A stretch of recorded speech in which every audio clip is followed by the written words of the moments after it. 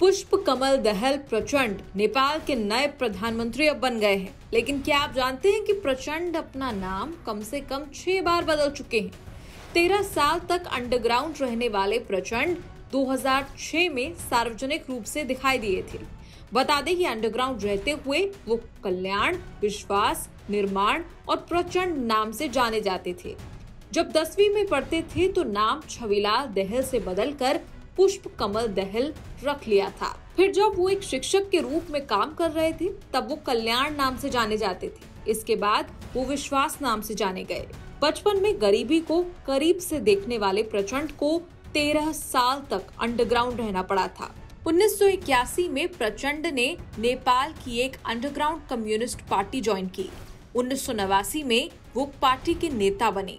1990 में नेपाल में लोकतंत्र की बहाली के बावजूद प्रचंड 13 साल तक अंडरग्राउंड रहे। ये वो समय था जब किसी को भी प्रचंड की जानकारी नहीं थी। तब उन्होंने पार्टी के गुप्त विंग का नियंत्रण किया था। फिर सीपीएम माओइस्ट ने 13 फरवरी 1996 को कई पुलिस स्टेशनों पर हमले के साथ राजशाही को खत्म करने के लिए अपना विद्रोही अभियान शुरू कर दिया। विद्रोह के 10 साल के दौरान प्रचंड अंडरग्राउंड रहे और 8 साल उन्होंने भारत में बिताए। उनके अभियान ने नेपाल की 237 साल पुरानी राजशाही को खत्म कर दिया।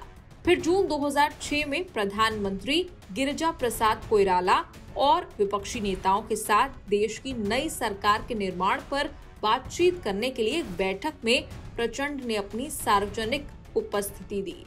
यानी 13 साल बाद वो पब्लिकली दिखाई दिए। इससे पहले वो अंडरग्राउंड थे। फिर उनकी लोकप्रियता बढ़ने लगी। नवंबर 2006 में व्यापक शांति समझौते पर हस्ताक्षर करने से सीपीएम माओइस्ट ने प्रचंड को नई सरकार के प्रमुख के रूप में स्थापित करने के लिए काम किया।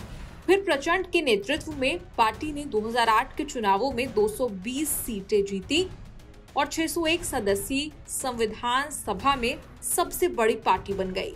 अगले महीने नई विधानसभा ने नेपाल को एक लोकतांत्रिक गणराज्य घोषित करने के लिए मतदान किया, जिससे राजशाही खत्म हो गई और 15 अगस्त को प्रचंड प्रधानमंत्री चुने गए।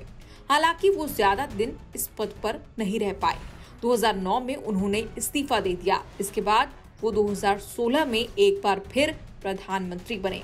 उनकी पार्टी ने नेपाली कांग्रेस पार्टी के साथ सत्ता साझीकरण समझौता भी किया। उस समझौते की शर्तों के अनुसार मई 2017 में प्रचंड ने पद छोड़ दिया और नेपाली कांग्रेस के नेता शेर बहादुर देउबा ने उनका स्थान लिया। अब एक बार फिर यानी तीसरी बार प्रचंड प्रधानमंत्री बन रहे हैं। इस बात को लेकर सहमति बनी है कि प्रचंड और ओली बारी बारी से सरकार का नेतृत्व करेंगे, जिसमें पहली बारी प्रचंड को मिलेगी। प्रचंड 2025 में प्रधानमंत्री का पद छोड़ देंगे, जिसके बाद ये पद यूएमएल अध्यक्ष केपी ओली संभालेंगे। न्यूज़ तक ब्यूरो।